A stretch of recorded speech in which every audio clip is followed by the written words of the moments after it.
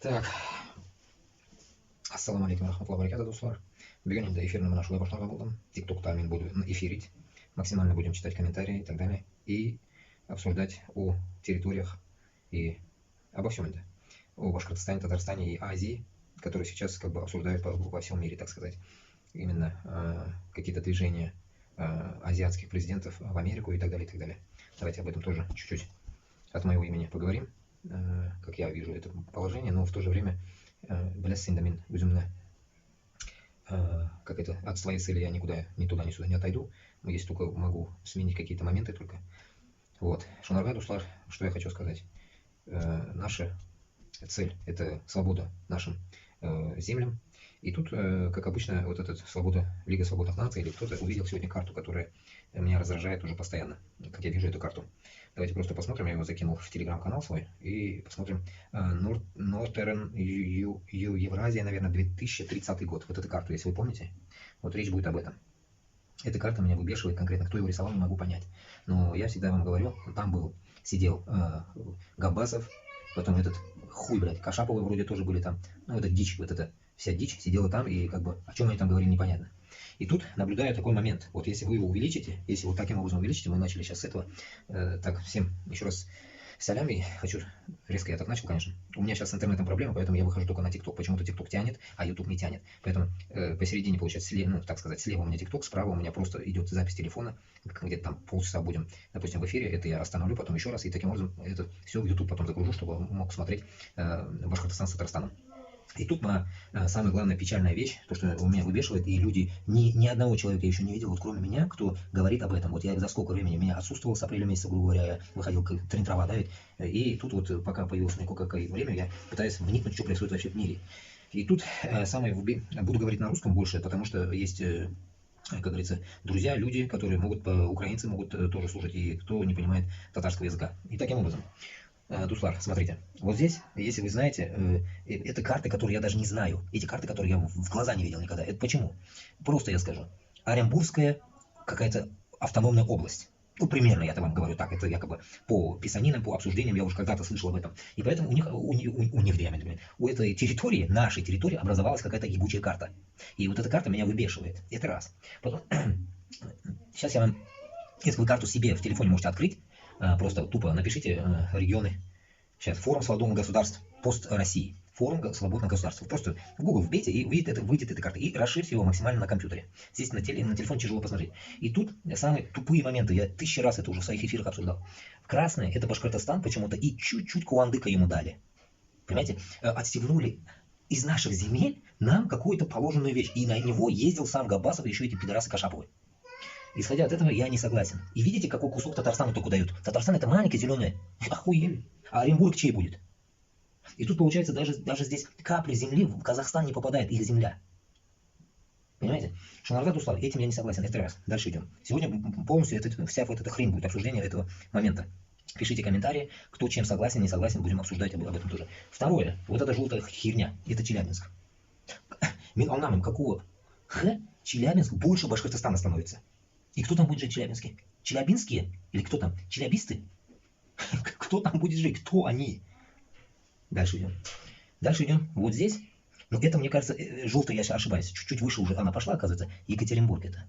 Екатеринбург в Челябинском месте. И выше уже вот здесь синее, вот это фиолетово-синее, тоже какой-то крестоносный флаг. Его, наверное, дали под Ненецию.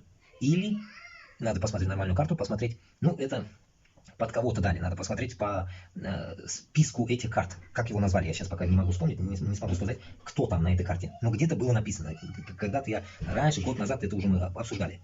Ладно, хер с ним. По названиям потом определимся, потому что этим названием я все равно не согласен. Эти названия нам не интересуют. Над Башкортостаном маленький участок дали Перми, наверное. Пермь отделили. Это что за дичь? Пермь, это уже конкретно Башкортостан на земле. Оренбург больше половины нашей земли. В Оренбургской области. Чуть там Казахстану, остальное весь Татарстану. Потом.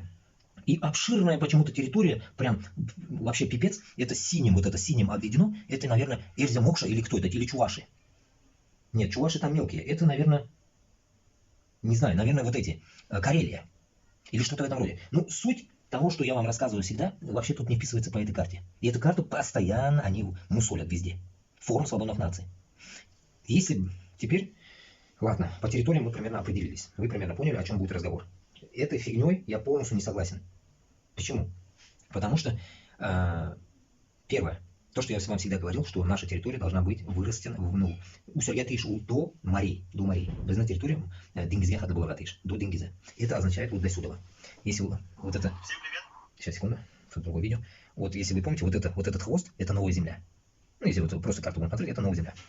Это Ненецкий автономный округ. Ненейцы. Ну, я их нанайцами называю. Ну, ненейцы, нанайцы, ну вот эти. Ненеция, это Ненеция тоже войдет внутрь Башкортостана. Когда я вам рассказывал, всегда еще, я считаю, это, знаете, только одно. Меня скажут, ты охеревший, это раз. Второй мне скажут, там, ты придурок. Третье подобие, там, наверное, я так думаю, Айсина, Габбасова, Кашапова. Это те, которые, как бы, сейчас на нашей, так сказать, на нашем горизонте, которые люди, которые диктуют про независимость. И среди них, получается, я, который, как бы, вообще о другом, как говорится, пытаюсь донести людям. Они несут, как бы, общее какое-то значение, а я вам несу именно по мелочам и по конкретным действиям, которые нам нужно будет сделать. Для чего? Чтобы вы не задумывались, сразу я вам отвечу сразу. Безна Орада, вот между вот этими промежутками Оренбург, которые я вам перечислил, Екатеринбург, Пермь и так далее, не должно быть вообще сквозняка узкожопых. Узкожопые, вы понимаете, да? Я это называю русских. Русские, которые нормальные, которые возьмут, мы когда возьмем независимость, они примут нас, как есть, тихо, мирно, они русские. Если эти пидорасы не хотят принимать, они узкожопые. Все, вот, кликуха ихняя, как они дали хохлам, нам, чуркам и так далее. А у них узкожопые они. Вот эти узкие, так сказать, не должны существовать вообще возле нас. Вообще, вот эти узкожопые не должны существовать вообще возле нас. Нигде. Всегда, когда я вам говорю об этом, что Казахстан это не из наш, это верх Казахстана. Получается, у нас нету никого там. Узкожопых вообще никого не должно быть. Идет дальше полоса. Я вам 1000 раз уже об этом рисовал и так далее, но в ТикТоке я редко вел эфиры, потому что я больше вел в Ютубе. В ТикТоке, может, это как-то по-новому я говорю, не знаю. И в итоге, получается, весь снизу Казахстан и наверх идет Башкортостан. Все, пошли до морей, до вот этих морей, долбанных северных морей. Все это будет Башкортостан, полоса. И одна полоса Татарстан будет. Низ у нас будет распределен Оренбург и Куландыкский коридор под нами. Получается, это все будет наше. И где-то там, если Казахстан захочет вспомнить свои истории и получить свои какие-то земли, нам проблем нету. Мы их как бы на бумаге им, получается, предоставим. Потому что хазыр бу жерлер, вы понимать должны, урыс жерлер. Шунарга біздің орабызда урыслар болмасқа тиіш. Урыслар болмасқа тиіш вообще. Вот это вы должны просто раз и навсегда понять это. Урыс – это низ. Не должно быть. Теперь боковые стороны я вам рассказываю. Боковая сторона – это Челябинск. Большинство там Челябинске, вот моя тетя там живет. Там башкортлар татарларында. Там русские чисто какие-то откуда-то приперлись. Там вообще их в духу не должно быть. Екатеринбург то же самое. И не нужно тут говорить там Екатеринбург, там Екатерина приперлась и все такое там от ее имени осталось. Нам плевать, как оно там было, но эта дорога была в Тюменге. Тюменге. Эта дорога была в Тюмень. И там никаким боком Екатеринбург как бы к русским вообще не относился никогда в жизни. Я вам читал до этого Алдар-Батыра, историю Алдар-Батыра. Алдар-Батыр туда-сюда, конкретно туда ездил. Когда он нападал на Москву, Алдар-Батыр, ну, грубо говоря, когда ложил хер на Москву, он туда мотался, в Тюмень, за помощью. Ну, я вам читал уже об этом в начале прям Алдар-Батыра, история Алдар-Батыра. Исходя от этого, у Екатеринбург нам сулитром Булсак, это Челябинск, это оранжевый, они считают Челябинск и Екатеринбургом, это вместе, они вроде бы делают там Екатеринбургск, и как его назвали они, автономный округ, какой-то округ, его они назвали как-то вот интересно, короче. Исходя от этого, эта часть тоже будет разделяться с Бурятией. Вот это, наверное, розовое, это Бурятия, а верх это Саха. Там уже понятно, здесь или нет, туплю. Синее это вот кто-то, я не понял, вот это кто, надо посмотреть. А вот это синее, фиолетовое и, короче, вот это фиолетовое дали бурятам и Саха. И кисена, что за хрень? Я так понял. Или что это такое? А, нет, дальше идет карта, туплю. Это вот фиолетовое, я увеличил больно. Фиолетовое вообще даже не знаю, что это такое. Наверное, это еврейское автономное или что там, я не знаю, фиолетовое, надо почитать. В итоге, и так далее, там дальше вот разделение идет, видите как? Разделение идет. Их надо тоже почитать. Ладно, та сторона пока не интересна мне. Вот, самый интересный вот этот момент. Поэтому, исходя от этого, бізге Татарстан мен Башкортостанга разделить Россию пополам, это наша задача. Для чего? Чтобы уничтожить Россию полностью. Чтобы налево и направо пути были только через нас. Это будет давать даже вверх через нас. И низ через Казахстан будет. В итоге, получается, бізге біркім келе алмайшақ. Это означает, что никто не сможет к нам зайти туда вообще и пройти.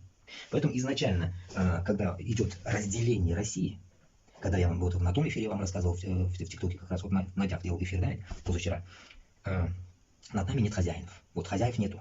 Вы должны сами в себе понять, точнее, дайте себе понять, что над вами нет хозяев. Нет хозяев над вами, кроме Аллаха. Над нами, над всеми есть Аллах Та'алям. Но над вами и над нами нет людей хозяев, поймите это.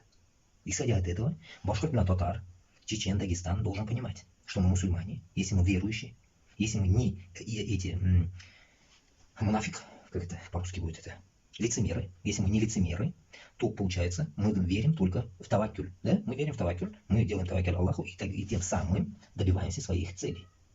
Исходя от этого, все земли, которые разделены вот этим чертом каким-то разноцветным карандашным, так сказать, колором, мы должны развеять, донести это, кто его делил, я не знаю, вот этим европейцам. В 2030 году ни хера такого не будет. Это как бы у них такая цель в 2030 году, что типа такая будет фигня, через 5 лет, допустим, да? Но этого, если даже будет по-нашему. По-нашему. Получается, до Москвы эта вся территория будет, по идее, наша, независимых стран. До Рязани. Исходя от этого, то, что к нам зайдет Челябинск, Екатеринбург, чуть-чуть кусок Оренбурга, разделенный с Татарстаном и с Казахстаном, и плюс Челябинск тоже также разделен будет с Казахстаном и с Башкортостаном, также. И вверх уже идет Екатеринбург, какая-то часть, и будет идти вместе с каким-то республикой, не могу сейчас сказать какой, если надо просто карту посмотреть, я скажу, какая территория там. Карелия, или что такое, короче. И Карелия, может, слева, я не знаю. В итоге, исходя от этого, получается, вверх Пермь, кусочек Удмуртии, я в тот раз вам говорил, все это вверх, и Ненеция идет все через Башкортостан. Какая-то часть этого Мариэля, какая-то часть Мариэля и Удмуртии также пройдет через Татарстан. Вот наша задача, Тухандар. Вот это наша задача. Поэтому, если когда идет речь о том, что сейчас вот поехали там люди, получается, там по Азии катаются по американцам, тут нужно одну вещь понимать, что кататься мы по американцам не можем, не будем, и плюс не у кого спрашивать нам. Кланяться мы ездить не будем, Туганар. Наша задача доказать всему миру, что есть народ Башкортостана, есть народ Татарстана, Ичкерии и Дагестана и так далее. Там Мариэль, Чувашия, Бурятия, Саха и так далее. Исходя вот из этих территорий, мы что и делаем? Мы разделяем так, по своей исторической перспективе, так сказать. Какая была у нас история, какие земли принадлежали нам. Если интересно будет, то в дальнейшем, как я и говорил вам, когда читали Алдар Батыра, Тюмень, да, вот этот Тюмень, тоже он был частью татар и казахов, если уж глубоко будем копать.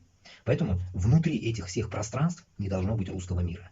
Русского мира нигде не должно быть. И это нам нужно сейчас уже брать воспитывание, впитывание. Воспитывание, может, неправильно будет. Впитывание как губка в данный момент, что наша цель вот такая. Другого нет варианта. Не нужно там слушать европейцев, американцев и так далее. Это тут мы не американский пирог делим. Мы делим свои земли. Точнее, не делим, отнять надо. Делить не надо. Они уже поделили для нас, изуродовали, так сказать, наши территории. И мы вот так привыкли жить. 500 лет. После Казанского падения. Поэтому Крым таким же макаром был, так сказать, растерзан. Еще насчет Крыма тоже будем в дальнейшем, может, в дальнейшем, я не знаю, кто где-то найдет историю Крыма, тоже будем разбираться. Потому что Крым, вот этот маленький, я считаю, был больше. Он был выше, так сказать, Евпатории и так далее, вглубь Украины. Это тоже нужно будет потом еще поковыряться. И тоже распределить Крым. Как я вам в тот раз в тех эфирах сказал, что я уже как бы больно не топчик за Украину. Мне уже как бы похую, что там творится. Мне до пизды. Потому что от хохлов ебучих я здесь уже нахватался всякого дерьма. Поэтому я ебал рот. Что они там будут с Путиным делать, как они будут дальше выводить, похуй мне. Вообще до пизды до них. И так будем разбираться только по своим территориям, Башкортостана и Татарстана. Потому что вчера еще одну вещь увидел, я сейчас найду или нет, я не знаю. Смотри, говорит, видео, но я не стал смотреть. Но там было конкретно написано в Фейсбуке, что получается какая-то дичь происходит у допросников, извиняюсь. У допросников этих, сюда я закидывал или нет, я не знаю, которые допрашивают пленных, всякие вот эти пленных, допрашивают украинские мужики такие, которые сидят там, ха-ха-хи-хи, допрашивают их. И если вы помните, допрашивали одного чеченца, получается, сейчас найду или нет, ну где-то, я в ютубе просто наткнулся, там это все кидает какой-то татарин, откуда-то доносит людям. Ну, это сейчас в другом получается. И там, получается, те люди, вроде бы, как я понял, издеваются над татарами. Украинцы издеваются над татарами. А когда они издевнулись при беседе с этим чертом, который беседу принимает, как его звали, блин, ну, два таких жирных, таких бородатых чувака, короче, которые допрашивают чеченца, и потом чеченцы начали, ну, над чеченцем они начали смеяться, издеваться, и потом чеченцы отсюда с Европы вышли, чтобы он не борзел. Ну, что-то в этом роде, если помните. В прошлом году была такая фигня, в прошлом году. И тут как бы он этот разговор поднял, хотел, наверное, сказать, но такие, короче, я не стал смотреть, потому что я их не хочу даже смотреть, этот разговор, длинный этот YouTube, их не бла-бла-бла. Но в итоге, короче говоря, там рассказывается о том, что каких-то татар убили на войне, свои же, вроде бы. Об этом речь идет. И они вот с этим пленными об этом обсуждают. Или с пленными обсуждают, или разговор идет с этим, с командованием вот этим, с этим, которые внутри Украины, типа русские, северные русские, что ли, какие-то русские, которые там ходят же, вот этот один длинноволосый, Эрнест, или как там его, этот с Петербурга, который, вот из этой басоты, короче, типа, которые против Москвы воюют, русские, которые против Москвы воюют. И вот они, получается, издевались над татарами.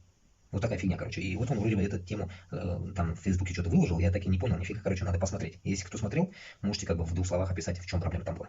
Но суть не в этом. Суть в том, что с украинцами, получается, воюет Москва, да, ведь попадают наши манкурты под раздачу. Это понятно. Но мы не манкурты. Исходя от этого, когда украинцы бурагозят здесь, в Европе, и поднимают голову и пытаются нас унизить, я считаю, это неприемлемая тема. Потому что оларны кутана сега Москва бестур. Без секмирис, без мандаюрибис, или как говорится. Оларны Москва сега. И на такой почве, блядь, отрываться на нас, я считаю, это вообще ни в какие рамки не влазит. Из-за того, что здесь правила Европы чуть не российские, поэтому как бы их пальцем трогать нельзя. Потому что, как говорится, здесь за шапалат там по 5-10 тысяч евро платишь потом только вот за это. Поэтому как бы их, ну вообще людей здесь трогать нельзя, законы такие. Исходя от этого, и они переходят все рамки. Он только не то, что он какой-то несколько, башен нахуй остается этих хохлов ебаных. Другого варианта нету. Это которые охуели здесь, местные. Ну, так сказать, местные. Им поблажек понадавали бумажек, блядь. Как бы они же, эти овцы, блядь, как говорится, пострадавшие пидорасы. И исходя от этого, эти пидорасы, получается, здесь охуели, так сказать. Вот. Я с ними постоянно попадаю как под какую-то раздачу. И исходя от этого, я понял, что неблагодарный народ. Неблагодарный. Крысанутый народ, неблагодарный, которые бросили свою, блядь, республику и съебались в Европу прохлаждаться. Дохнуть не хотят. А потом, когда, как товарищ мой сказал, ждуны, блядь, когда там Путин их разъебет, не разъебет, блядь, закончится война, они вернутся на готовые, блядь. Охуенно, да ведь? Поэтому, исходя от этого, Башкортостан и Татарстан теперь должен не рассчитывать вообще на эту Украину, нахуй. Вот, я через 2 года поменял свое мнение, прикиньте. Пройдя этот путь в этом году, летом, стартанул я летом как бы ездить по Европе, ну так пришлось, и попадал под разные моменты. Осознав это 7-8 месяцев моих, я понимаю, что эфиры будут вестись теперь по-другому. Реально по-другому. Потому что топка за Украину, она неблагодарная, народ неблагодарный, и, во-первых, еще крестоносцы. А мы мусульмане. Исходя от этого, блядь, от крестоносцев, блядь, нахуй, хатарина. Только одни проблемы, блядь. Геморрой один только создается. Поэтому хохлы, которые, блядь, понимают, что независимость Башкортостана и Татарстана – это наша цель, они нормальные, украинцы. А те, которые не могут понять и нас причисляют к узкожопам, это пидорасы, это нацики. Для меня уже автоматом они становятся нацистами. Нацистами, блядь. Не меньше, нахуй, фашистской Германии, блядь. Не меньше, блядь. Такие же нацисты, которые скажут, там, африканец – это этот негр, узбеки – это чурки. Вот из этой категории, блядь. Ну, только хохлядские пидорасы. Можно сказать, блядь, Западная Украина, бандеровцы и вся эта дичь ебаная. Вот примерно так. Поэтому, Дуслар, я именно теперь определяясь по территориям, нашим территориям, блядь, Башкортостана, Татарстана, я еще раз постоянно повторяюсь и говорю вам, заходить нужно только через Казахстан. Поэтому нам нужно будет кровь из нос создать какую-то делегацию, не кашаповскую нахуй, не Руслана Габасова, блядь, а нормальная делегация, которая будет уже обсуждать о том, как нам через Казахстан войти на свои территории и создавать захват наших территорий. Который я вам изначально 2 года назад, или когда там, блядь, я начинал, вопрос задавал казахам, в ТикТоке вопрос задавал. Казахстан поможет, если мы так-то пойдем через Кувандык к себе. Казахи сказали, народ поддержит, а правительство пидорасы. Все. Вот. Правительство дерьмо. Значит, получается, казахстанское правительство тоже в дальнейшем должно идти на смену. Казахстан Алга Благодыш тоже так же. Казахстан Алга, который топит за Казахстан свободный от России и от всего. И, как бы, понимаете, тут идет речь о том, что, как я до этого говорил, что Дрекинга Буйсан Маска. Буйсан Маска – это значит не подчиняться ни под кем-то. Чтобы не подчиняться ни под кем-то, и нам, и вам нужно определиться территориями. Территории, которые у вас есть, они ваши в собственности. Но ваша какая-то часть территории находится в этой ебучей России еще. Это нужно дополучить. Просто так она отходить не будет. Потому что, видите, Путин, блядь, даже чужую территорию хочет отжать. Какую он отдает Россию, блядь? Мы свою не можем забрать. Поэтому, исходя от этого, подушка, так сказать, безопасности заднего фланга, для вас это передний фланг, Россия. Для нас обязательно нужна Азия. Обязательно. И, допустим, если вместо Казахстана был бы Китай, также, наверное, был бы разговор с Китаем. Я так думаю. Хоть они, блядь, хуй-хуй-хуй, блядь, нахуй, вот эти буддисты ебаные. Но тут, альхамдулилля, Аллах Та'аля нам дает такой шанс, что біздің мусульмандар Казахстанда, они какие-то там эти буддисты, или там неверующие вообще, или многобожники. Исходя от этого, бізге, в первую очередь, сейчас, когда начали ездить все президенты по всей стране и кланяться там Трампу, от этого нам, по сути, ни тепло, ни холодно. Но есть один только плюс здесь. Если отвяжутся ваши президенты от Путина, для нас это будет огромный, колоссальный плюс. И какой-то шанс, не как в Украине, а какой-то шанс Казахстана, там другого соседа у нас нету, вхождение, так сказать, ну, наше вхождение через Казахстан в наши земли. Вот примерно эта система. Поэтому для этого я призываю всех башкортов и татар понять этот момент и тем самым к этому готовиться морально, физически и финансово. Бізге оружие алып керек, достар. Мне когда-то один татарин говорил, из Нью-Йорка говорил, если ты начнешь, оружие само появится. Туанар, оружие само по себе не появляется. Появляется оно, как Зеленского видели, барып, он да, клянчит, тут клянчит, сұрап йөрі, малай кебек, унижается. И таким образом оружие брать, я ебал в рот нахуй. Если брать оружие, значит за деньги. А у нас очень башкортов и татар, которые крысеныши нахуй, которые посъебались, блядь, из России до хрена. И бабос нефтяных тоже до хрена. И еще внутренние наши еще не дернутые есть еще, которые вообще даже не колыхнулись даже, не шелохнулись вообще даже. Шунарга бізге, дуслар, кровь из носа нужно выработать конкретную, так сказать, организацию. Не кашаповскую, еще раз повторяюсь. Кашаповы и так далее, все они крысеныши. Они крысы. Они только набили свои карманы и так далее, если даже они где-то участвовали. Это как навальнисты. Потому что я уже больше вникаю в это дело и понимаю, что от Кашапова кутам да ядам юг. И никакого нет движения. Он-то создал какое-то независимое государство, но от этого толка нет. Под ним пляшет как будто бы Айсен. Габбасов там пляшет сам по себе по Башкортостану. Нету продвижения. Почему нет продвижения? Потому что у них мышление такое. Я типа вот скажу, продержусь, а потом Россия сама развалится, и тогда мы предпримем что-то. Нет, Россия сама не развалится. Вы что, 500 лет видели, Россия после Казани развалилась? 500 лет она прожила. Где вы развал России видели? Никогда Россия не развалится. Я вам когда-то еще сравнение давал насчет этого. Вот смотрите. Давайте издалека начнем. Война в Украине. Идет война в Украине. Кто воюет? Наши. Еще глубже зайдем. Недавно, вчера только напоминал. В Париж. Здесь людям говорил об этом. Кое-кому историю. Париж. В Париж, когда башкиры гнали Наполеона, мне сказали казахи, и мы были. Казахи башкиры, значит, были. Башкорт менен казахлар булганнар Наполеонны Парижне хәтле куып барганнар ат белән. Шунардан соң без нинди дәрәҗәдә булырга кирәк? Дәрәҗә безнең нинди булырга тиеш? Дәрәҗә безнең высшего пилотажа. В каком понимании? Что Россия 500 лет не была сломленная и не будет сломленная с внешним врагом. Внешний враг его никогда не сломает. Сломаем только мы. Я в каких-то эфирах вам рассказывал об этом, что внутри России только уничтожат Россию мы. Это значит не мы, башкиры, а мы, которые живут там внутри. Улдыганы, Чеченнан башлап, Саха, Якутия, Хатли, все вот эти национальности, когда голову подымут, только тогда развалится Москва. Вы понимаете, нам не нужно всю Россию разваливать. Это как бы словесное такое, так сказать, объем словесный. Нам развалить только нужно Москву. Москву полностью югалтырга кирәк. Москва югалганнан килгән, бөтен Россия үз җаена төшәчәк. И беркем белән сугышмаганбы. Вы не думаете, что с кем-то будет кто-то воевать? Нет, нам не до этого будет. Нам нужно будет полностью, так сказать, вывести Москву, разобраться в своих территориях и так далее.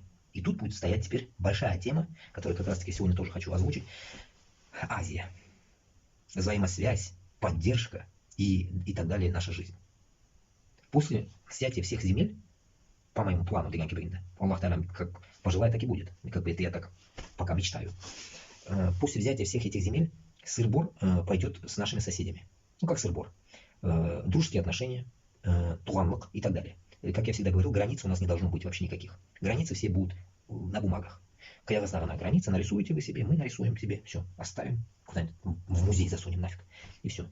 И вот самый интересный момент, чтобы вот это счастье, иншаллах, нам пришло, вот это весь картовое счастье, так сказать, пришло. Нужно понять, что Москва, Казахқа да, Узбекке да, Таджикқа да, Кыргызға да, мы 4 миллиардны пока говорим, кейін дальше мы добавим туркменов, там добавим Азербайджан, само собой, Турция, Афганистан, вот, дальше Пакистан, Бангладеш, вот наши вот эти территории, допустим, да, которыми мы будем тесно строить шелковый путь, так сказать. Вот этот момент нужно понять этим людям, что Москва, сізге ярдан бермәячек, ярдан бермәгән, и никогда его уже как бы не вспоминать. Все, весь разговор будет только, допустим, Башкортостан, Татарстан и с другими регионами. Там Чечня, Дагестан, Кавказ и так далее. Кто с кем общий язык найдет, там, допустим, у кого-то хлеб будем покупать, у кого-то там, я не знаю, мясо будем покупать. Вот что-то в этом роде. Допустим, я говорю, это так, визуально, так, мелочи, такую я просто. И исходя от этого, Москва будет нуждаться в нас. Чтобы Москва не сдохла, от нас она будет покупать. Но за что она будет покупать, будет вопрос стоять. И тут, я думаю, если Москва остается без ни с чем, потому что поля до Рязани, это я знаю, что это такое, до Рязани там 100, может, 200 километров, ну, я не знаю, примерно так. Там нет полей. Всю Москву этими полями не прокормить, они сдохнут. Если даже они только пшеницу будут сеять, там в лаптях будут ходить, они сдохнут от голода. Придется им взаимосвязь иметь с нами, с вами и так далее. И вот как раз Шунда, как я говорю, вот эти территории, чертовые, вот эти, которые они сейчас разбомбили на мелкие куски, вот даже эта карта разбомблена, вот этого цветания не будет там, вот этого разноцвета не будет. Надо, классно, Кавказ знает, даже Мисюля Магам, Кавказ еще меньше. Они что, рехнулись? Кавказ, постоянно по всем эфирам я вам твержу всегда, Кавказ будет до Воронежа. Вот Воронеж, хуй догонишь, до Воронежа будет Кавказ. Кавказ будет граничить, весь Кавказ будет граничить с Украиной и с Крымом. Вы должны вот этот процесс тоже понимать и контролировать. Весь Кавказ будет граничить с Украиной до Воронежа. Прикиньте, Воронеж койда, Украина койда. До Воронежа будет Кавказ. И вот над Воронежем будет Москва, грубо говоря. Примерно. Если там тоже еще непонятно, если Эрзем Окша не захочет сказать, что это их земли, потому что Рязань тоже земли Эрзем Окши. Это тоже надо понимать. Это не устажупах земли это. Ну, СРС Балаян, вот это, который разговаривает, ну, постоянно говорит же, эфиры такие жесткие ведет. Вот мне нравится он, конкретный мужик. Исходя от этого, вот эти территории, вот этот Щебрдапкиткен, вот это, мелочь вот это не должно быть вот здесь, вот этого. Бардак это тут нарисовали эти европейцы, рисуют, понимаете, это неправильно. У них должно быть тоже огромное такое государство, чтобы они тоже могли себя удерживать. Они вот эти маленькие миллион дагестанцев не надо там делать. Там надо одно единое, или там два потолок, там Дагестан, Чечня, всего две республики там должно быть огромных, которые могли себя, так сказать, во-первых, прокормить и воевать, если вдруг какая-то сволочь еще нападет. Но такого уж, конечно, само собой не будет. И таким образом, вот эти вся часть, Саратау и так далее, вот здесь тоже я наблюдаю, что Саратау тоже разделили, видите, вот зеленые, это Саратовская область тоже что-то сделали. Но это, как мы понимаем по истории, отойдет, может, я не могу точно сказать, это будет или Эрзем Окша, верхушка, или какая-то часть будет Татарстан и Казахстан. И может быть там будет еще эти, кто там близок там им, черкесы или кто там, ну вот что-то в этом роде, короче, ну, Краснодарская сторона, вот эта вся вот эта дичь, непонятная, это все сейчас, кто там живет, непонятно даже. Это все, по идее, должно быть Кавказ, Казахстан и Татарстан. Вот примерно я так считаю. Примерно. Вот так. Надо смотреть нормальную карту, здесь ни хрена не видно. По городам тяжело вспомнить. Почему я это говорю? Потому что Алдар-Батыр, когда... там же эти есть еще, вот эти, как казахи сказали, вот эти узкоглазые, монголы, как их называют. Элиста, забыл вот эту нацию. Калгандалар, вот это, остатки монголов. Им еще Элисту вот эту надо определить с Элистой. Короче, оттуда, вовсю туда вниз, Алдар-Батыр бегал к чеченцам. С чеченцами Алдар-Батыр бомбил Москву. Я вам читал об этом историю, я сам охреневал. С чеченцами Алдар-Батыр бомбил Москву, но в этот момент, когда их бомбил Алдар-Батыр, Элиста пожаловалась Москве, чтобы им, этим придуркам помогли, этим узкоглазым, короче. Это остатки, калмыклар, остатки, калмыки вот эти топанные. Калмыки жаловались в Москве, чтобы Москва успокоила Алдар-Батыра, короче. Алдар-Батыр долбил их, короче, чтобы они, этот Москве были против, а они, наоборот, за Москву взялись. Ну, придурки, история. Исходя от этого, мы понимаем, что эти все территории, ни хрена не русские территории. Я к чему это все? Цель моя всем донести, чеченцам, дагестанцам, калмыклара, всем вот этим калмадам, пусть живут, мне пофиг. Как говорится, их земля Аллахом определенная, значит, там пусть и живут, как бы их куда выгонять мы будем. Главное, между нами не должно быть ни грамма территории русских. Ни грамма. Почему? Вы уже увидите 500 лет, в течение 500 лет вы понимаете, что где есть русский сапог, ну, имеется в виду, нога, рука в этой сволочной нации, везде война. Даже, я вам пример приведу, Эстония, Литва, Латвия. Почему латыши, литовцы и эстонцы бушуют постоянно против Руси? Да потому что они там просто забили на все, на всех, не учат их язык местный и диктуют свой русский язык. И они думают, что рано или поздно к ним придет подобие такой же Путин и освободит их от этих земель. Теперь, как я вам это примерно подвожу такие примеры, вы должны понимать, почему нам не нужны русские внутри наших, между туганами территорий. Допустим, между Татарстаном, да? Будет маячить Оренбург, и там будут русские. Нафига нам это надо? Пусть там будут лучше на какой-то части казахи и башкортостан мы поделим между собой, троем поделимся. Оренбург поделим на троих. Дальше по бокам Челябинск и Екатеринбург тоже нам русские не нужны. Пусть там будут буряты. И вот поэтому я и говорю, что почему тут карта как-то разделена я не могу понять, по дебильному. Когда я вам когда-то рассказывал, друг мой ехал в Уссурийск, я же в Уссурийске служил, Амарский, Уссурийский. Я дорогу туда-сюда проехал, 2 раза, охренел. 7 суток ехал, блядь. Обратно 5 суток ехал, прикиньте, да? Уфа, Уссурийск, 5 суток. Это то ли 5, то ли 8 тысяч километров. Ну, где-то 5 тысяч километров точно есть. Исходя от этого, там, что я видел? Видел Чита, Мета, вот это все, да? Буряты, тувинцы и саха. Все, главное, жерляру. Туганlar должны быть честными перед собой. Я еще даже вот эту часть Уссурийска, чисто ради Аллаха, и Сахалина, Уссурийский и Сахалина, я еще когда-то еще повторялся, хочу отдать японцам. Японцы, один день услышал, что очень близкий народ к нам, оказывается. Это правда или нет, я не знаю, но в каком-то передаче услышал, что японцы очень близки к нашим народам. Очень близки. Но если так подумать на японцев, если посмотреть больно сильно близко, то они, японцы, по идее, по глазам больно не сильно узкоглазые, как китайцы. Я так думаю. Если вот смотреть японские фильмы и так далее, японцы более такие, можно сказать, как мы. Понимаете, как мы они как бы. И китайцы больно сильно узкоглазые. Японцы похожи как-то больше на казахов, что ли. Не больно сильно такие узкоглазые. Понимаете? Исходя от этого, я считаю, что если мы ради Аллаха отдадим вот здесь куски какие-то земель, которые твари русские отобрали у японцев при японско-русской войне, Сахалин, Махалин, все отобрали, мы будем довольны этим. Я так считаю, потому что эти земли нам нахрен не нужны. А вы скажете, какого хуя ты командуешь землями Саха, Якутии и так далее? Нихуя. Когда мы будем разделять, блядь, всю Россию, командовать будут все. И всем дано будет слово. Всем нациям. И исходя от этого мы будем определять, кому что надо. Потому что почему?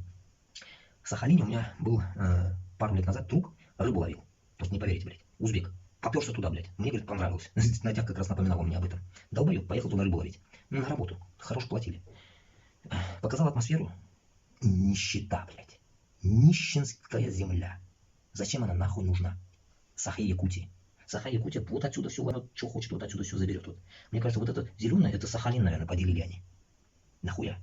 Исходя от этого, вот отсюда нужно будет с большого материка вот так край отрезать, отдать Японии. Япония всю жизнь живет в маленькой земле, наводнение, цунами и так далее. Почему мы командуем над землей? Почему японцы должны мучиться жить в маленьком острове, когда мы имеем огромную Россию? И мы, когда будем брать свои земли, мы можем им отдать нормальные земли. Можем даже не им, еще кому-то там, если кому надо. Но тут самая хуевая Япония, видите, какая узкая, маленькая, блин.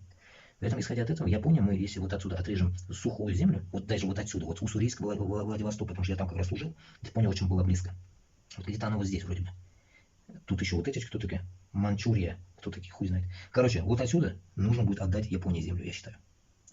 С большого материка, потому что вдруг будет какой-то, не знаю, хрень, японцы умрут. Зачем это нам надо? Поэтому, как говорится, дать им сушу, чтобы они могли хотя бы там начать жить по-другому. Исходя от этого, ладно, это в дальнейшем у нас будет, когда мы свои земли отошли, это будем уже делить в дальнейшем, это чисто моя мечта, иншаллах, чтобы Японии отдать вот эти земли, которые отжали, и которые мы просто отдадим, ну, договоримся, может. Я думаю, каким образом договоримся? Я все-таки, блин, татарин, блядь, хитрый, но договоримся каким образом? Нам нужно будет оружие. Оружие. Нужно будет поехать в Японию. Я согласен сам поехать с ними перепиздеть. Главное, чтобы переводчик рядом со мной был. Ну, у меня как бы сестра как раз японский знает. И вот, короче, мы можем поехать туда, в Японию, от правительства Башкортостана будущего, и Татарстана, и других, ну, и другие тоже поедут. Поехать туда, договориться о том, что Япония дает нам оружие, уничтожить Москву. Мы берем оружие у них, договариваемся, привозим это все оружие в Казахстан, складируем, и идем на Башкортостан. Брать свои земли полностью, Куанды, Муанды, все берем, все подряд, все берем. После этого, как я всегда говорю, пиздуем на Москву. Примерно так. Само собой, это как бы у меня это сейчас на словах так быстро и коротко я вам рассказываю, но это само собой, это процесс. Как говорится, такой, блядь, на весь эфир, как я говорю, это процесс. Шунаргадуслар, нам, чтобы это все, иншаллах, произошло, нам нужно подготовить Азию. Почему? Потому что без Азии мы нихуя ничего не сможем делать. Ничего. Шунаргад каждый башкирт и татар должен понимать, что безге ярдәм беруші бұл Казахстан, Узбекистан, Кыргызстан, Таджикистан. Ну, Туркменистан не знаю, гарантии не могу сказать. Вот этот процесс нам нужно определить. Определить каким образом? Таким, что вдруг нам придется туда заходить, там будет бардак конкретный. И люди будут куда-то сваливать, что-то будет происходить, бомбежки, война будет конкретная. И если к этому мы дойдем, как это, тыловая сторона, тыл, да, у нас будет Казахстан, должна быть готова к этому. Чтобы тут такое, наверное, это еще никто не говорил, наверное, я скажу, неудобное положение будет. Эти узкожопые могут ебнуть по Казахстану. Вот самая хуевая вещь тут. Почему быть готовыми, к чему я клоню это? Если мы будем заходить вот таким образом, то Москва будет ебашить по Казахстану. Вот самый хуевый момент. Самый хуевый момент. Почему? Потому что у нас нету плацдарма. У нас нету Украины. Поэтому я в течение 2 лет постоянно я вам говорю, давайте через Украину. Почему? Потому что там уже идет война. А тут, получается, никому не мешающий Казахстан, если в эту игру впишется, это, конечно, вряд ли, ну, если смена власти Казахстана и так далее, Узбекистана, Кыргызстана случится, то и Москве случится, потеря Москвы будет. Это всем будет хорошо. Ну, но нужно смотреть разные моменты. Смена Казахстана, если даже не будет, мы как-то должны будем зайти в Башкортостан с Татарстаном. Как? Я не знаю. Через, блядь, небо прыгнуть, блядь, с парашюта, хз, короче. Но суть примерно такая, что безге, как бы, мы сейчас, ну, мы как бы теоретически говорим об этом, да, но никто из наших такие темы как бы больно не затрагивает. Почему? Потому что они думают, что, ну, как бы они будут выглядеть глупо. Понимаете смысл какой? Выглядеть будут глупо. Допустим, если бы об этом Айсен говорил бы, или Габасов, или кто-то. Они думают, наверное, будут глупо выглядеть. Ну, как бы они себя считают же как бы более укомышлык шляпить в этой теме. А я что, меня аудан, меня пофиг, короче говорится, язык без костей, сулим да сулим. Но суть к чему? Что если они не могут это сказать, вылавливая моменты их слов, можно примерно собрать такую тему, что кто-то должен об этом сказать. Кто-то должен сказать, который не при делах, но в то же время я при делах. И поэтому как бы такие моменты, я считаю, такие назик ерлары, назик, ну как это, назик, по-татарски как это, ну, Узбекистан назик ерларына кимдир гапырыш керек. Кто-то должен говорить такие щепетильные моменты, потому что здесь не место неудобству. Здесь как бы нет уялып тұрған түгел мында. Понимаете, уялып тұрған жері жоқ мында.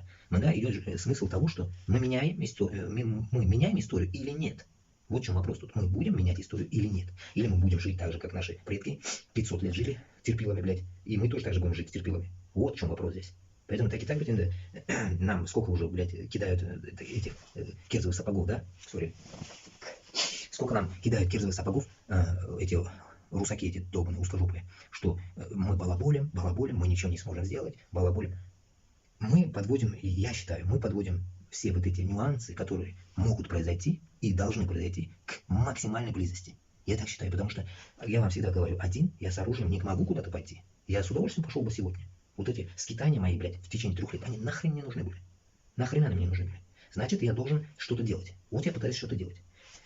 Если мы соберем какую-то армию, иншаллах, Рахмат за лайки, соберем какую-то армию, иншаллах, мы должны будем уже к этому готовиться. Уже готовиться не то что морально, а уже готовиться в теории. Уже готовиться должны, уже выходить так, да, сказать, физически, как это наяву, так сказать.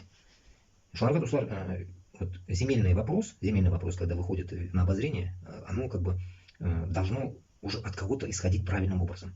Под вот эту чертовую карту башкорт белян татар не должен вписываться. Подав на Казахстан. Здесь я еще хочу, так вы не думайте, что намекаю на Казахстан там или что-то. Нет, даю, Рахмат, даю понять вам, что если вот эту карту, кто-то согласится под эту карту, то не то, что мы свою территорию не отожмем, а то, что Казахстану здесь ничего не перепадает. Понимаете смысл? Будет вот так. Теперь давайте более глубже обсудим вот заход-выход. Как раз мне один вопрос хотел еще поднять тут насчет Таджикистана с Узбекистаном. Я сегодня просто что-то слушал, наткнулся на одну тему. Потому что что-то говорят, там Азербайджан сближается с Азией туда-сюда. И тут вопрос, сейчас этот вопрос скажем. Допустим, вот это если красное, вот это красное, это если конец Куандыка, это Башкортостан, допустим. Вот так, допустим, происходит. Куда Казахстан дальше Башкортостан поедет? Куда он поедет? В другую страну. Там будут везде русские. Как он поедет дальше? Куда он поедет? Это раз. У нас будет выход как будто бы к Казахстану. Окей. Но по краям Башкортостана и Татарстана будет хрен знает кто, непонятно. Опять русские. И этот процесс, вот этот русский процесс, просто мы, если вот эта карта осуществит, а не дай Аллах, просто мы потянем опять какую-то лямку своей жизни, неизвестно, мы, может, и сдохнем на этой войне, если вот это произойдет, иншаллах, то наши дети и так далее, они снова будут рабами. Почему? Потому что когда, не знаю, не могу что-то показать, вот, допустим, вот маленькая вещь. Когда, вот, допустим, вот это, ну, допустим, вот эта территория Башкортостан, ну, вместе с Татарстаном, то есть будет вот так, да, если вот здесь по окружности будет везде русня, в любой момент они просто захлопнут кольцо, понимаете, захлопнут кольцо, и снова будет такая же фигня, понимаете? Это намыливание глаз, замыливание глаз, или я не знаю, как хотите это рассуждать, вот эта тема будет. Поэтому, исходя от этого, чтобы не было как в Украине, как в Грузии, как в Чечне, вот этой дичи, возле нас, возле вот этой белой штучки, не должно быть ничего, напоминающего русню. А русня отодвинуться должна вот сюда, вот куда-то, вот я покажу вот так на черном фоне, вот сюда, допустим, это пусть вот Москва, все, вот здесь. А остальная вся вот эта территория должна отойти нам. Это дальше Рязани, грубо говоря, вот эти наши, так сказать, внутреннее население нашей нации. Чуваши, ирзямокши, марийцы, татары, башкортла, там дальше буряты и так далее. Вот наша задача. Между нами ничего не должно быть. Исходя от этого, вчера, в всех эфирах я всегда вам говорил, исходя от этого, когда старт идет со Астаны или с Ташкента, фура выходит, допустим, вот до нас, до Европы, сейчас мы в Европе, да, стартанет он в Астане и в Ташкенте таким образом, что он не будет даже нахрен ехать в Москву, понимаете? Он просто тупо зайдет через Оренбург и чпокнет по прямой через Украину, зайдет в Польшу. Понимаете смысл какой получается? И по всей этой дороге, почему я не хочу видеть русских? Есть каст, да, вот есть месть, да, по-узбекски каст, месть по-русски. Когда мы русских чпукнем, они захотят сделать налоговую систему дорог. Это неизбежно, это будет. Нахрена нам это нужно? Вот эта дичь, вот эта московская, нахрена нам нужна в Оренбурге? Смысл, понимаете, какой? Еще в голову сейчас приходит одна вещь. Если эта карта произойдет, вот эта карта, допустим, вот эта карта, не дай Аллах, произойдет, вот вы понимать должны это. Вам же об этом никто не объяснял. Я не видел такого эфира, кто вам объяснял эту карту. Я не видел, вот я вам пытаюсь объяснить эту карту. Будет вот это дерьмо, прикиньте, блин, сейчас в голову пришло. Вот эта сраная Москва будет управлять вот этими регионами своими русскими. Это что за нахрен кукольный театр, блядь? Это же ебанизм полный, туханар. Это не дело. Это то же самое, что, блядь, нахуй. Америка сидит с Англией и управляет Австралией. Понимаете? Классно, да? Это нихуя не классно, блядь. Это вот именно, как вот это и есть поражение ебанизма нашей головы будет, если мы это произведем, блядь, послушав эту европейскую ебучую карту. Понимаете смысл? И никто, блин, заехавший с Узбекистана или с Казахстана и так далее, вот отсюда через Оренбург, хуй проедет дальше. Он до Кавказа не сможет доехать, пока не заплатит русакам этим налог. Потом только перейдет куда-нибудь туда, блядь, я не знаю, какой-то нации другой, Краснодаре, допустим, Кавказу. Только там перестанет платить налог. А ну всю Оренбургскую область он будет платить налог. Саратов будет платить налог, везде. Это я считаю, что... Я считаю, что это будет полный идиотизм. Это, как этот Винокур сказал, полный коллапс. Поэтому это еще одну вам сказал, дорогу. А нам как ездить? Нам, башкиртам, что, вот так петлять будем через Казахстан, что ли? Мы вот вниз поедем, хуй знает куда, потом через Каспий к азербайджанцам заедем. Потом только поедем в Европу, что ли? И полный идиотизм же будет это. Поэтому, Туанар, я выступаю конкретно, Башарамный Курсатаб, Битан Курсатаб, я вам конкретно говорю. Я не согласен с таким делением. Разделять мы будем конкретно Башкортостан на Татарстан, посередине все заберет. И к этому мы должны готовиться воевать. Посередине все отожмем. Какие земли мы отожмем вот эти? С ними мы не будем воевать. Им сразу сказано будет. Сидите тихо, ровно, все будет нормально. Их земли, я уже тут тоже повторюсь еще раз, если вдруг кто-то забыл.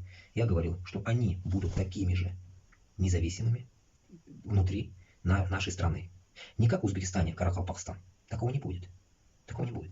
Как бы не ссыте. Такую нечестность, если я, иншаллах, выживу, такую тему я не буду прогонять.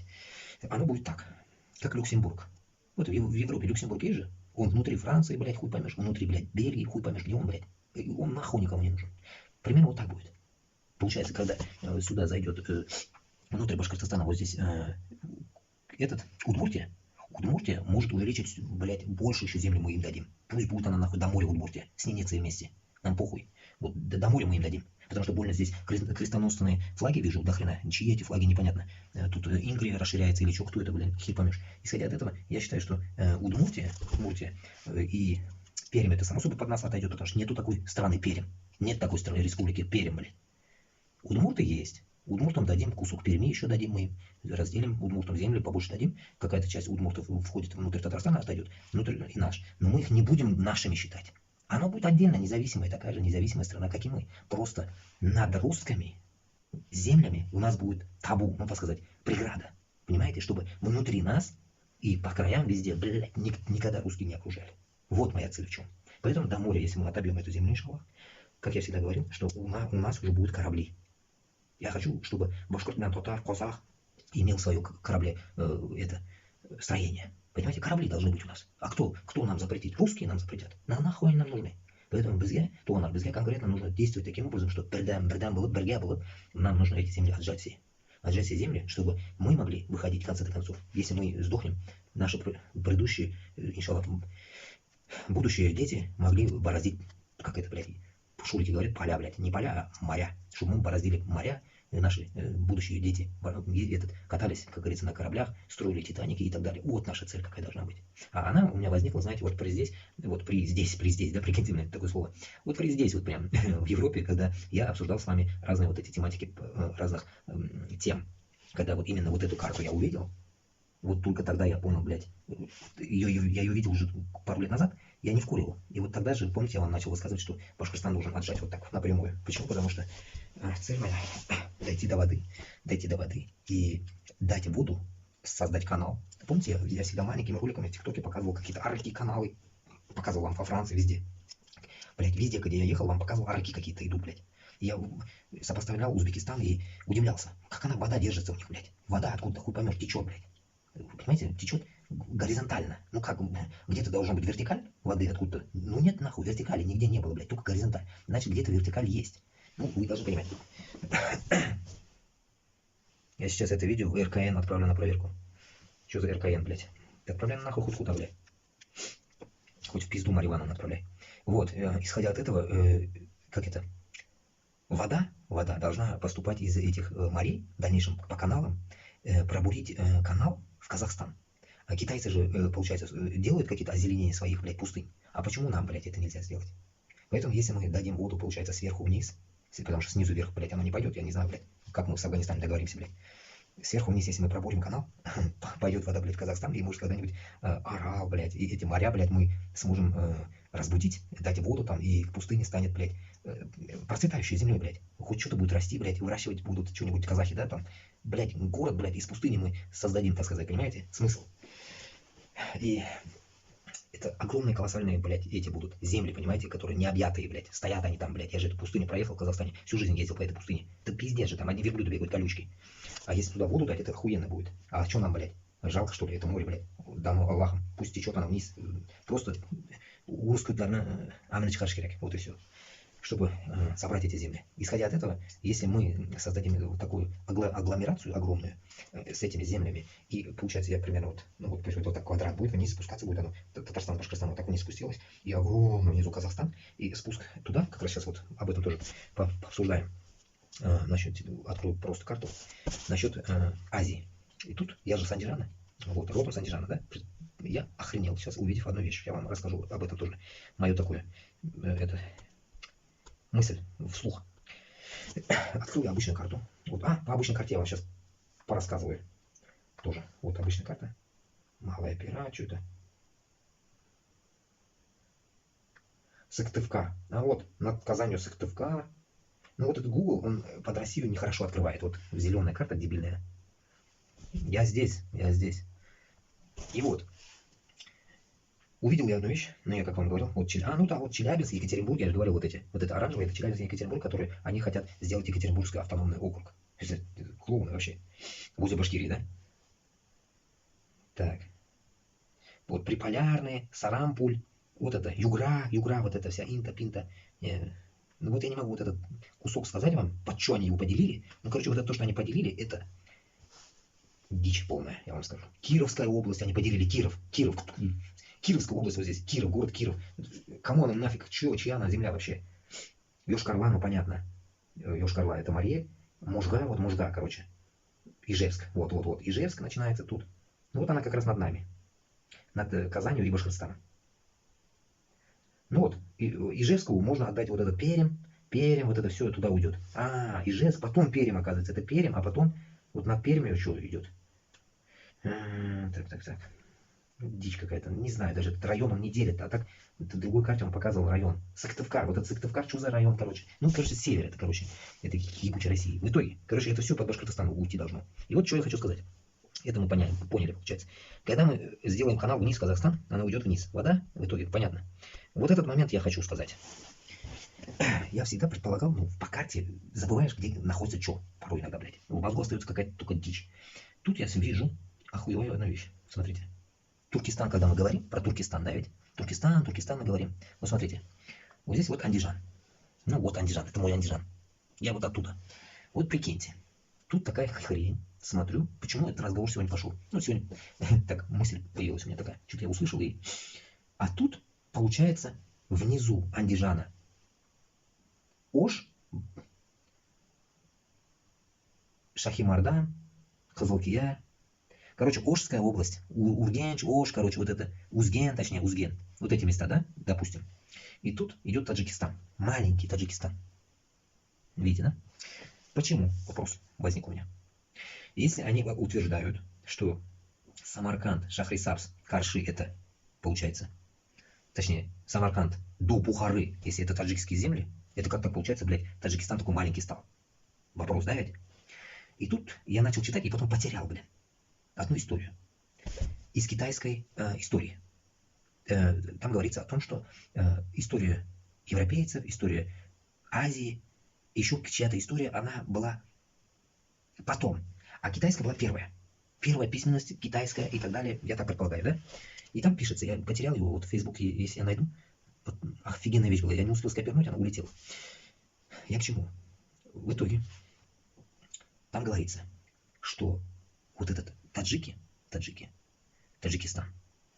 так сказать, Самарканд, ну эти, как мы их называем, сарты, да, казахи говорят сарты, эти сагдийцы, Сагдиана, если помните Сагдиана, да, сагдийцы, вот его надо было мне прочитать, вот я потерял его. И вот, суть примерно расскажу, потом, когда мы найдем, мы об этом поговорим. Суть какая, я охренел просто сам. Короче говоря, вот эти Таджикистан, которые мы привыкли делить их, привыкли делить там, ой, вот эти таджики, вот эти узбеки. Обычно у меня такая привычка, потому что постоянно какие-то, помните, я про таджиков еще рассказывал вам, летом, как они меня облапошили здесь. Речь такую, что вот этот весь Таджикистан, по сути, это понятно, это мы знаем, Туркестан был и так далее, это понятно. Но это вообще древность, про древность говорится, китайская история. Там говорится, если это правда, если там люди не накатали всякой дичь, там говорится о том, что сагдийцы это не персы.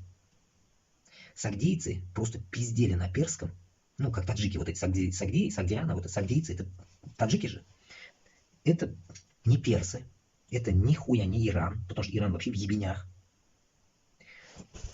Таджикистан, почему я эту тему сейчас затеваю? Таджикистан находится под Андижаном.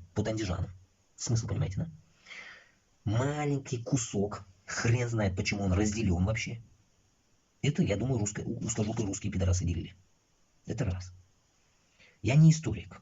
Я вам просто свои предположения сейчас, догадки свои рассказываю. Нам, когда историю говорили, блядь, в Узбекистане, я учился в Узбекистане, историю, ну, какую-то хуйню мы читали, я не помню сейчас. Там, Сырдарья, Мударья, там еще что-то, блядь, Каканское ханство, Хивинское ханство, вот это. Ну, нихуя, блядь, про Таджикистан, я не помню, чтобы что-то читали. Но читали про Туркестан. Исходя от этого, Туанлар, вот этот промежуток Узбекистана, почему-то куском обделенный Таджикистан, и какой-то хиром, блядь, Ош, это наши земли. Это андижанские земли. Вообще-то Ош-Мош вот это с Таджикистаном слипаются. Это вся дичь вот это. Все это были наши земли. Да, вы можете сейчас сказать, блядь, мы это знали, там, или ты пургу не неси, блядь. Это ваше право. Похуй мне. Я хочу понять сам. И вам примерно что-то, если вы что-то правильно знаете, то пишите в комментариях. Дичь какая получается. Фергана, Андижан, это как раз Ферганские долины. На моя земля, вот это, так сказать, вот эти узбекские земли, получается, все просто разделены с Таджикистаном, с Кыргызстаном. Это тоже, который пидорас Ахунбабаев продал, ну, отдал, блядь. Ну, его заставили отдать, я так понял, блядь. Это Ахунбабаев хуй, блядь, отдал. Коммунист, блядь. Кыргызстану. Кыргызы, как мы понимаем, блядь, оттуда тоже от казахов образовались, ну, так сказать. Казахские земли дали кыргызам. Это от казахов, как бы я точно знаю информацию. Исходя от этого, эти все земли были Туркестаном, да ведь? Я к чему я это? Почему они говорят, Таджикистан, Самарканд, моя земля, наша земля, Бухара, до Тудова? Получается, вот эта вся земля, вот эта нижняя часть, тоже была нихуя не Таджикистан. Не нужно придумывать слово Таджикистан вообще. Было это все вот это Туркестаном, это раз. Понятно это, да? Но, самое интересное, блядь, в той истории, где я начал читать, который проебал, сагдийцы были не персы. Вот получается эти таджики, блядь, нихуя они, блядь, не чужие нам, блядь. Прикиньте, ёпперс это, блядь. Где-то нам вбили в голову, блядь, создали их чужими нам, блядь. Из-за того, что у них язык другой, блядь. Они такие же, сука, как и мы. Просто, блядь, вот как башкир с татаром, блядь. Вот и все, блядь. Исходя от этого, прикиньте, это я вам об этом говорю, блядь, который говорил, что вот таджики, блядь, хуйню страдали, меня кинули. Это я вам сейчас раскрою такую тему. Я сегодня прочитал эту хуйню и решил посмотреть карту. И тут получается, блядь, вот этот сагдийцы, это сагдийцы, блядь. Но там было какое-то одно слово, китайцы им дают такое название. И они называют их как-то, блядь. Это не персы. Что я сам себе хочу сказать и вам. Смотрите. Иран где, Афган где и Таджикистан где. Всегда, ой, блядь, не показывай, вот здесь. Всегда думал я, по карте как-то вот так размышлял, блядь. Может, я и правильно размышлял, блядь. Ну, где-то под нами Таджикистан, я всегда говорил, блядь. Под нами Таджикистан. Это я, когда сидел в Андижане, конечно, я говорил, оказывается, под нами Таджикистан, блядь. Потому что Памирские горы я видел, блядь, со своего города.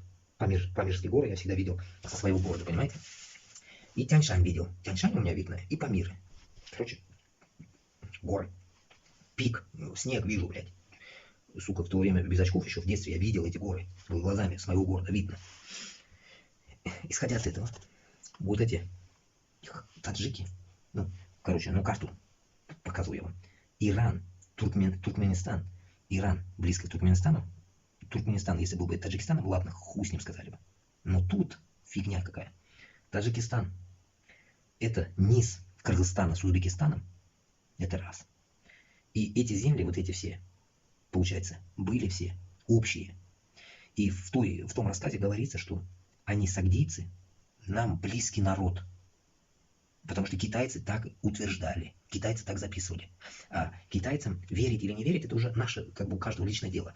Но письменность китайцев, которая записана, блядь, наверное, пиздеть они для своих предков, ну, будущих детей, они не будут, наверное, пиздеть, блядь, писать историю. Это же не русские пидорасы, блядь. Русские напиздели, написали дичь какую-то. И загнали нам в голову, что вот, таджик это таджик, узбек это узбек, кыргыз это кыргыз, все, воюйте нахуй. Теперь возникает вопрос. Когда глубже начинаешь понимать историю, или мозги вправляются, или взрослеешь, блядь, понимаю я такую херню. В огромном Узбекистане почему-то как уходит образовался еще Каракалпакстан. Это тоже дает ответ тому, что Таджикистан был оторван от Узбекистана. И слово Таджикистан образовался для них как национальная земля таджиков. Потому что в Афганистане тоже таджиков до хрена. Они все пиздят на фарси. И это не означает, что афганы сейчас им поделят землю, блядь, вот там нахуй. Это будет маленький Таджикистан. А русским принципиально нужно было это пидорасу Ленину или кому там поделить. Поделили. Понимаете смысл? Поделили. В итоге, исходя от этого, что я хочу сказать? Можем и поделить, а можем и общую территорию создать огромную. От этого ничего не будет. Все равно, блядь, в Узбекистане, блядь, и Каримов пидорас был таджиком непонятным, блядь. И Мирзияев тоже таджик, хуй поймешь, блядь. Там вообще нет узбеков, блядь, правителей в последнее время. Понимаете? Исходя от этого, что я хочу сказать? Воевать нам не стоит. Видя вот эту карту и сегодня прочитав такую историю, к чему я это веду, этот разговор? К тому, что Каракалпакстан, который хочет отделиться от Узбекистана, я считаю, нужно отделять его. мои доказательства по карте. Смотрите. Каракалпакстан – это Орал-на-Кырымда. Орал-на-Кырымда – это, грубо говоря, Казахстан. Понимаете, да? Орал, Казахстан. Исходя от этого, Узбекистан так растянут до Андижана, что та сторона земли, по сути, нам она по сути не нужна. Ну, конечно, кто захочет отдавать. Потому что там, скажет, там узбеки живут, каракалпаков мало, ля-ля-ля, вот так дичь будут нести. Я к чему это? Если мы это не осознаем, то нам будет тяжело осознать, вот как я узбек, я говорю это, что Башкортостан и Татарстан может отделиться от России. Понимаете смысл, к чему я веду? Тяжело будет осознать это людям, которые жили мозгами СССР. Понимаете смысл какой? Получается, Таджикистан с Узбекистаном, быть может, вместе начнут жить. Это раз. Это нормально. Но вот Каракалпакстан, который хочет отделиться, может жить отдельно. Если он сам себя прокормит. Могут и не отделяться. Почему я это так, прям конкретно об этом сегодня вот фишку понял? Потому что, почитав эту историю, если китайские истории не врут, и тот человек, который его откуда-то скопернул и засунул в свой Facebook, не пиздит, то Таджикистан на самом деле никаким боком нахрен не касается Ирану. И иранские персы – это иранские персы. А таджикский персидский язык, он просто прилип им из Афганистана. И когда Бабур Шахлар и наши все бабуры, которые с Андижана бежали при притеснении их в Афганистан, они тоже писали на персидском, если что. Хама Намалар, Бабур Шахлар, Хам Башкалар, кто писали вот эти, которые съебались, грубо говоря, да, ведь они все писали на фарси. Понимаете смысл? Они могли и на фарси писать, и на узбекском, даже не, как сказать, на узбекском, это вот это, на арабских буквах писали. Не надо путать узбекский, древнеузбекский, нынешним узбекским. И татары писали на арабском. Хортнанам писала на арабском. Ну, татарские слова на арабском алфавите пишут. И вот и читай потом, блядь, пиздец. Я даже не знаю арабский алфавит. Позор это. Поэтому, исходя от этого, Туанар, здесь вот такая белоберда непонятная. Земли, которые... сейчас еще добавлю еще одну вещь. Почему Таджикистан, он вот именно с Андижаном, Таджикистан, Андижан, видите, это вот как раз это полушарие с нами одинаковые. Нас только Памир держит. Таджикский Памир, и наверху мы, Андижан. Ош и Андижан. Добавлю. Вот здесь идет Кашгар. Кашгар, уйгурские земли. Помните, дубленки пошли коричневые такие, модные такие, блядь, в один год, блядь, лет 20 назад, блядь. Такие, я еще в Узбекистане жил в детстве. Дубленки такие хорошие, кожаные дубленки пошли. Вот они оттуда пошли. С этого. Не с Кашгара, а сейчас скажу. Прям с уйгурской Урумчи, с Урумчи они пошли. Эти, получается, уйгуры шили, наверное, я думаю. Вот теперь думайте про это. Вот исходя от этого, я к чему еще баллотируюсь, иншаллах. Азербайджанцы тоже. Азербайджанцы, само собой, они, как мне кто-то говорил, вообще они как эти татары. Кто-то мне говорил, что они татары. Вот, смотрите. Вот здесь Урумчи, если так посмотреть, на Китай. Синьцзянь, уйгурский автономный район. Да, вот здесь. А почему он граничит почему-то с Таджикистаном? Почему, понимаешь ли, Таджикистан граничит с Китаем? Вам не кажется странным? И вот как раз таки та история, которую сегодня я прочитал, она дает доказательство тому, что таджиков не было. А был один сагдийский народ, который одни говорили на кипчакском, ну это могут, да, вот эти, а эти говорили на фарси. Это я по акценту различаю. Почему? Я вот сегодня тоже с одним разговаривал, он на узбекском говорит, но я его поймал. Он говорит, я Самарканда. Ну, я говорю, ты таджик? Он говорит, да. Понимаете, почему эта тема пошла сегодня? Понимаете, я еще раз повторю здесь, всем таджикам, которые вдруг меня увидят, я вам всегда говорил, хоть и вы фарси, туганлар, я вам говорю, никогда не говорите, что вы узбеки. Вот это моя просьба. Говорите, что вы таджики. Не надо себя делать узбеком. Если ты таджик, альхамдулля, говорит таджики. Смело говорите, вот как эти русские пидорасы везде орут, русские. А вы говорите, это не надо говорить, что вы узбеки. И вот это я понял, что несколько раз я уже это попал. Говорит, я Самарканда. Но я уже понимаю, что таджик это. Понимаете? Почему я ловлю по акценту? Я же долбою по акцентам. Я по жизни по акцентам болею я по языковой теме. И я по акцентам ловлю каждого, кто как пиздит, я могу поймать любого. Андижанский он или ташкентский или что. Щева у нас называется, по нему. И это не унижение, ничего. Просто смысл в том, что мы докапываемся до истины. А я хочу истину докопаться до истины, как это в секретных материалах. Истина где-то рядом, блядь. Типа того, помните? И вот, поэтому истина в том, что теперь все карты сходятся. Таджикистан с Урумчи, точнее, с уйгурами граничит. Это ни в какие рамки не влазит, что он граничит именно Таджикистаном. Почему? Потому что уйгуры, у нас в Андижане, все почти уйгуры там. У меня родственники уйгуры, микс у нас вообще, у нас нет деления. Исходя от этого, здесь никак не могло оно быть, чтобы уйгуры граничили с персами. Смысл, понимаете, к чему я клоню? Уйгуры, почему нам пришли? От Китая. Потому что мы близки к ним.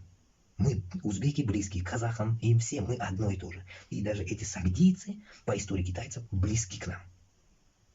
Понимаете, когда встречались мне афганцы здесь, они говорят, я афганец. Я говорю, честно скажешь, кто ты? Я говорю, таджик. Понимаете, в Афганистане тоже таджики, здесь очень много. И самое интересное, узкоглазые. Понимаете, есть таджики узкоглазые. Там были узкоглазые. Мы говорим, таджики, но узкоглазые. Я говорю, как так? Такое бывает? Внутри, я думаю, бывает, наверное, таджики узкоглазые, да? Вот, исходя от этого, вот эта часть вся.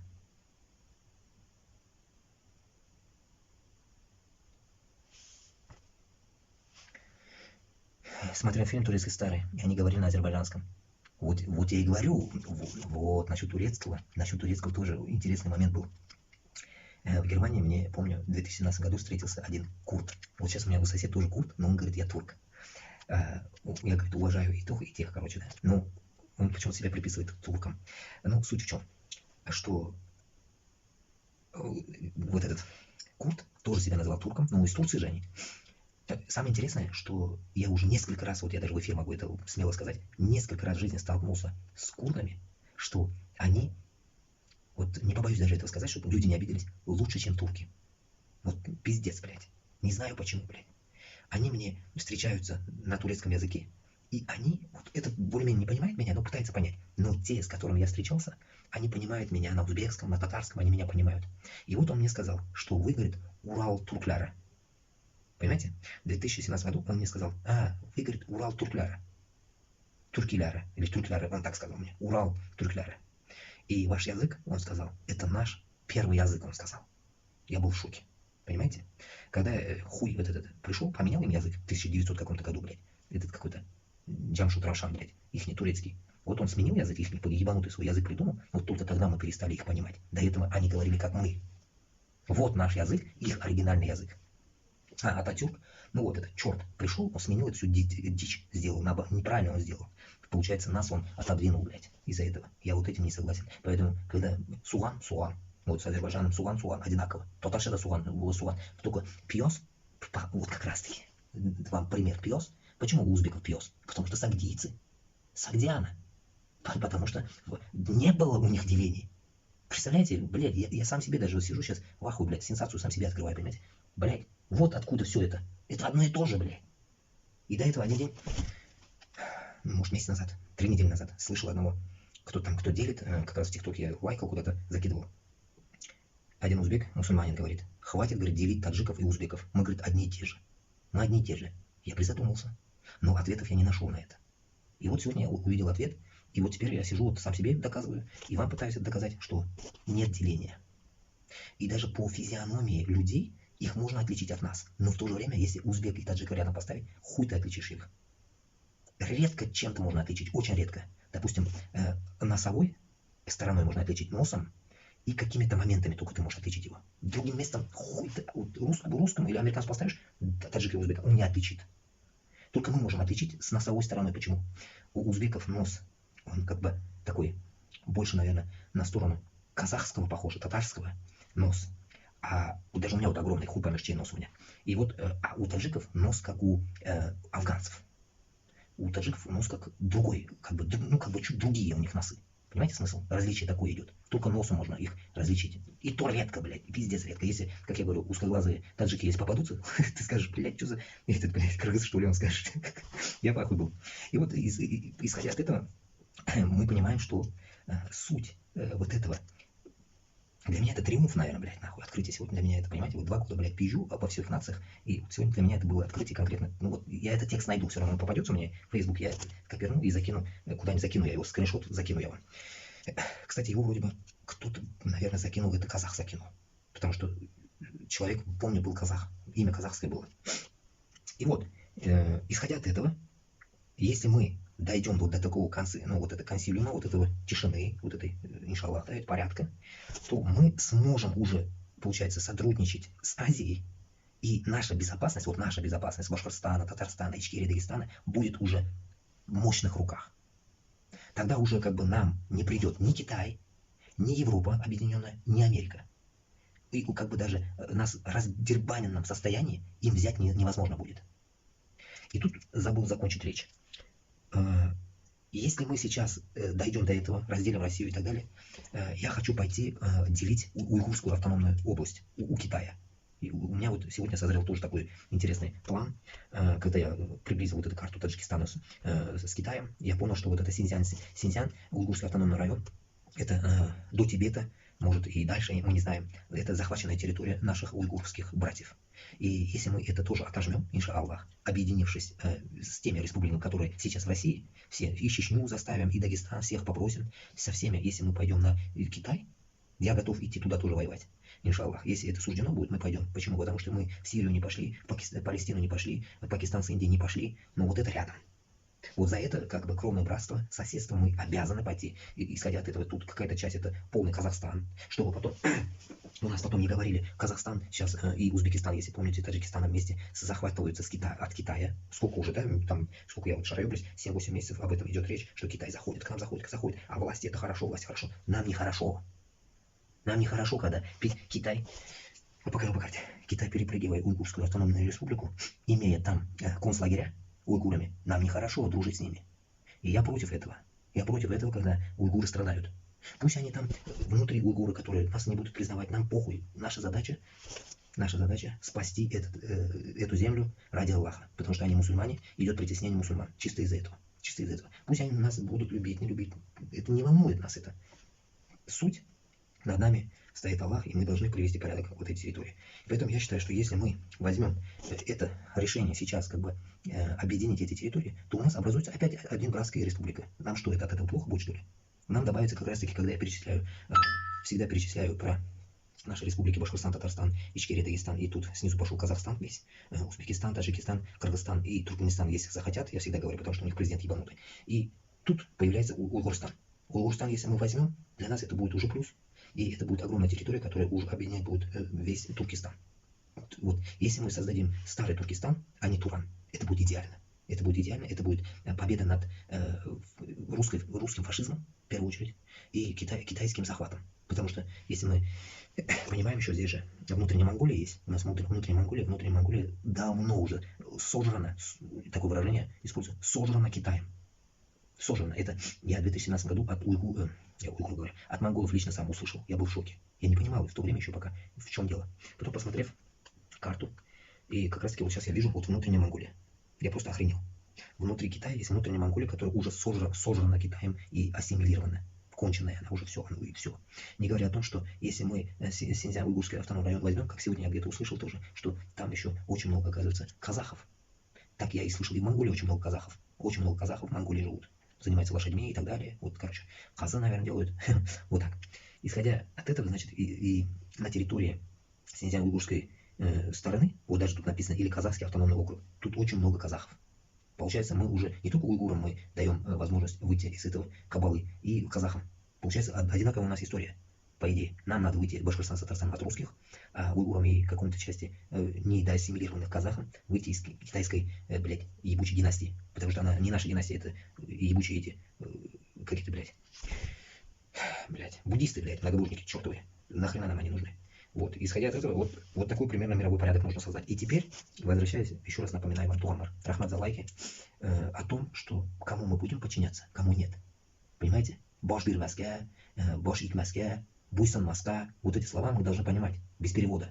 Вот это задача наша. Неподчинение. Неподчинение. Вот я всегда это вспоминаю, когда это слово неподчинение, всегда вспоминаю это сраную армию русских. 2 года, которые я прошел, почему наши терпилы, Башкортостан, Татарстан терпят до сих пор, вот это меня бесит, понимаете, вот это меня вымораживает и бесит. Почему они терпят эту дичь, которая, ну, имеется в виду, вот эту войну в Украине они терпят. Если я 2 года еле как вытерпел обычной армии.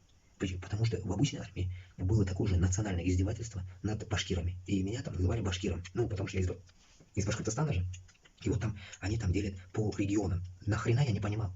И теперь я понимаю почему. Потому что они были уже тогда нацистами. Понимаете? Вроде бы, блядь, пацанам 18 лет, они уже делили по национальности. Кто им вдолбил это? 18 лет им было. Я в 19 пошел, но этим соплякам было 18. Потому что многие пошли в свои возраста. Были взрослее, по 25-летние были, помню. Один дагестанец был, 25-летний был. Один русский тоже был. Да хрена кто там был, блядь. Исходя из этого, я понимаю, что нацизм тогда был. Это 2004 год, блядь. Я 2 года служил, в 2006 дебильнулся.